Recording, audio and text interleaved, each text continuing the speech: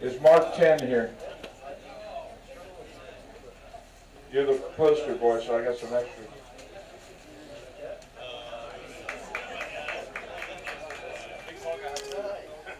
That's what's left. He's the poster boy. And, boy, full house. Looks like everybody's here. Not enough seats, sorry, but at least it's cool. That other room, which fit everybody, is hot and AC's out. That's why you're here. So everyone's clear on this race. This one is not a Yamaha contingency race. As far as a manufacturer contingency, it is Honda, KTM, and Suzuki. Okay? No Ducati. Some people think it's Ducati, and we falsely put Yamaha, but we were told that earlier. By the time we got the correction, it was too late. So, Honda, KTM, Suzuki contingency.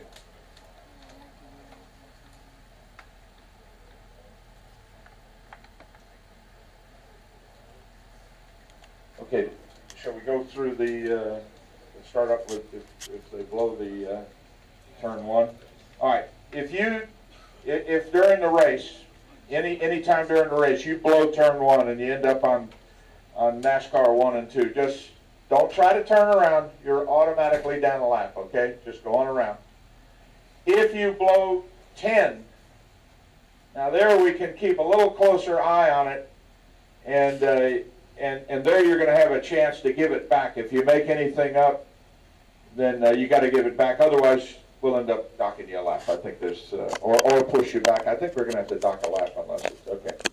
So remember, turn one, just keep going around. You're going to be down a lap. Don't even try to get in. It's too dangerous, and it's too many turns in the infield to keep track of you, and we're not going to do that. So please just carry on around and be careful when you re-enter with the guys coming out of 8 there. Clear on that? Okay. The guys that are in, we have the Bridgestone Challenge Cup. Those guys, it should be clear. You're in the back of race 17. That's up to 750s for that. Any questions on that from you guys that are in that Bridgestone? No? Okay. Transponders, it's up to the rider. Don't blame it on your crew if your mechanic or whoever doesn't change it from bike to bike. You've got to have that on there. Check them during the day. Make sure that they're blinking green. If you see them blinking red or not blinking at all, or any question on them, bring it in. We'll give you another one. Turn them in, no charge. Take them home. You'll get a call from me. And if they're lost in the crash or something like that, we can do it half price. They're $125. Otherwise, if they're not returned, they're $250. I don't charge unless I don't get them back, because that's when they charge me. Any question on transponders?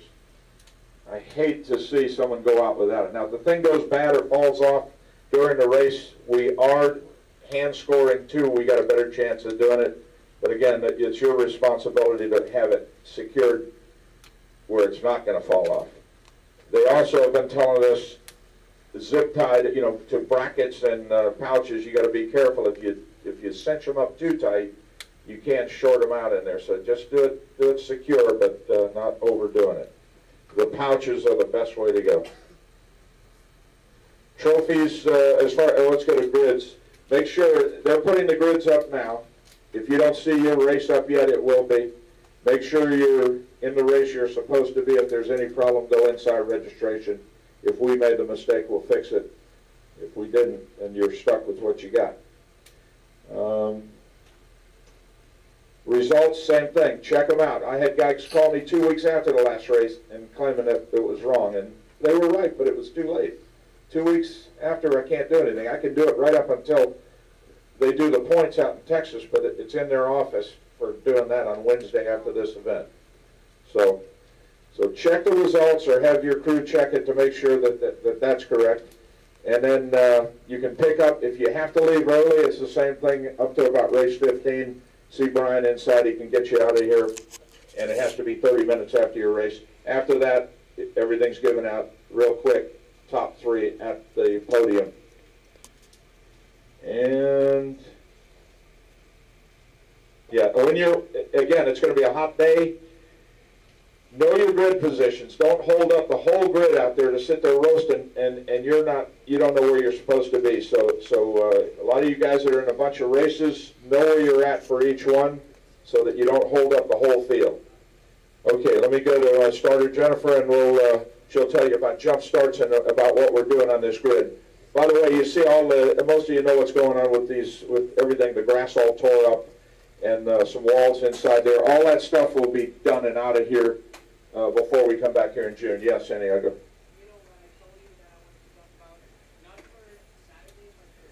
I don't think that's not a good one to call up here. He wants to do experts run the last group instead of practice the first group. Well, I think most of the amateurs would rather have you go out there in the majority. But the thing is, the reason we put the experts out of those time is you guys have got the experience, and if you see something out there, then you can come in before we send the amateurs out and say, hey, you need to do this, this, or this, and we can do it. But to send the amateurs out first or the combined, that's a mixture. I think we're doing the best thing there. So, go ahead.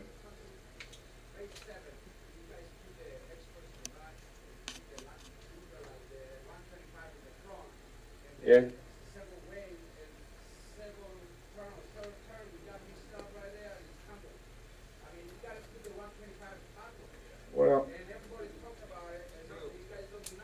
Well, I kind of wish you'd have said that before we've already posted it. To go out there and change it now is going to even. Okay, I think you got a point there. That to change it now, that's okay. All right, Jennifer. Okay, first off, is there anybody here who hasn't raced with me before? Okay, well, I'll go over it anyway. Start procedures. You're going to get the series of 3 calls just like you did for practice. On the 3rd call, I'll start a 1-minute clock. At that time, after that 1-minute clock elapses, I'll start your warm-up lap. Now, on the warm-up lap, the first bite to get to turn 8 is going to close the grid. You're going to have to start from pit road. And that's going to be really tricky this weekend considering all that construction out on the front. So if you have to start from pit road, if we got a 1-wave race, you're going to start on the 2nd flag, and I will turn so you'll be able to see me. On a 2-wave race, even if you're in the 1st wave, you're going to have to start on the 3rd flag. Okay, safety. All right, meatball flag and a black flag. I had an issue this morning when I delivered a black flag on the front straightaway because of a smoker. We found oil in the belly pan, and it took us all the way to turn 6 to get this guy off the track. Okay, that is highly dangerous. I need y'all to know the difference between those 2 flags. The meatball, I want you to come on the pit road. Either you got to do a stop and go, or you did something really silly out there, and we got to see it. On the black flag, that means get off that track immediately in the safest spot you can find. Okay, we don't want to oil down half the racetrack and be out there 2 and 3 hours, trying to clean it up. So make sure you know that. The meatball flag has a big orange disc in the center of it, and the rest of the flag is black. Okay, black flag is simply what it is. The front straightaway, with all that construction, I've narrowed down the grid a little bit. It's only by about 7 feet, but it's noticeable. There's also, for the front row, there is orange tape. I don't know if you noticed it out in practice or not this morning. That's where I want the front row to line up. That way the rest of the grid can line up accordingly behind them. What you got? Real quick, in the unlimited super sport race, there's going to be the experts and the amateurs, and it's usually 1 wave. Are you going to have marked where that front row for the amateurs are? There's going to be a cone down to split the amateurs from the experts, I'm sure. As always, yeah, there's a space. Hay un split. Definitely. Hay un split. Okay, the reason why I've narrowed the grid is 1, to get y'all off that retaining wall. 2, the grid marshals will be back and forth across the wall, and that powder that they've got and on the other side of that wall has the consistency of baby powder. So you don't want the grid marshals walking out on the grid and you starting on that stuff because it's slick, So 2, an emergency lane. If you got a problem on that grid, I need you off the grid and up against the wall and over the wall before I can start that race. It's just too dangerous. So if you got a problem, get off the grid real quick, get up against the wall, and get across, or you're going to have a bunch of upset racers. Because everybody seems to look at me whenever I don't start the race when they want to. So, let's see, what else I got? I don't know. Any questions?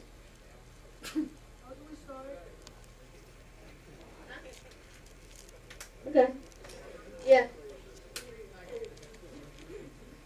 Yeah, exactly. Like he's saying, with the meatball and a black flag, when we deliver a black flag and we need you off the track immediately, the corner worker's equivalent to my black flag is going to debris point. They'll hold it up over their head and then they'll point it at you and try to, you know, tell you to get off. So that's the same thing as my black flag. It means the same exact thing. All right, anything else, Mark? You?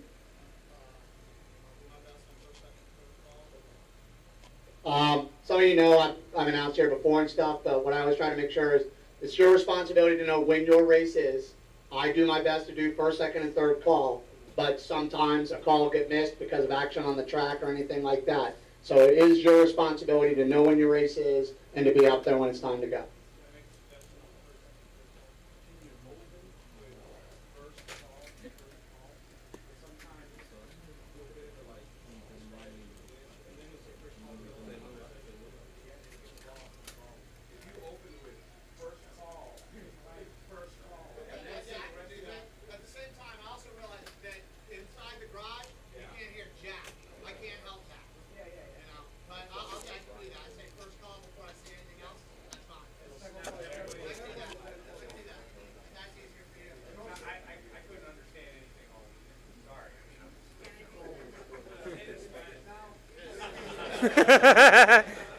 Yo te puedo explicar.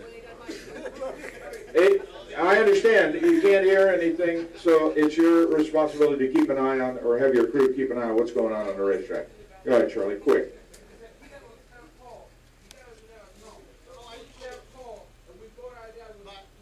He'll try to. He just said that. He just said that. Like at the very end. All right, let's go. Stefano, go ahead. Okay. Any other questions? But we're not done yet. We're not done yet.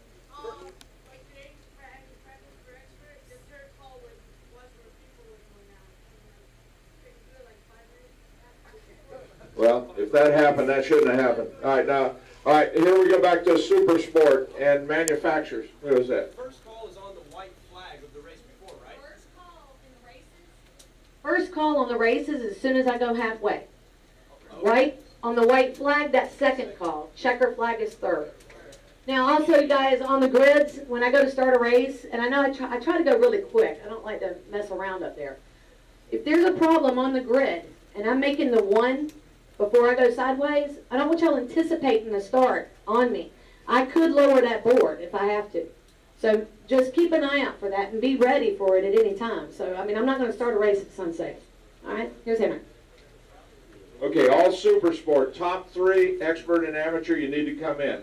We'll do our best to announce it. We know you can't hear it, but if you even think, just check in tech, and they'll tell you whether you're top three. If we have to come looking for you, I'll do my best to find you. After a certain amount of time, you're going to lose it. You're going to be disqualified. So I hate disqualifying. I don't think anybody's cheating that way. A lot of them forget to go. But we'll expect you to show up at tech, top three. And also, you that are going for the manufacturer money, you should be aware of what you need to do. Those are the top three in that also, right, for KTM, Honda, and Suzuki. So any of those, you may already be in tech, because some of those are super sports anyway. Good. Yeah, and anybody that shows up late, what is it, the four board, or what is it? After she puts the four board up, then you're going to start on pit lane, and that'll be the which flag? It's second or sometimes third wave. Okay, yeah. Crystal will let you go there, but she'll give you the flag. Guys, if you got a problem on the grid right before I start that race, I want your hands in the air where I can see it, Okay. All right. Any questions? Anything else? Anybody have anything they want to say? No? All right. Good luck to all of you and safe racing. No aplauden.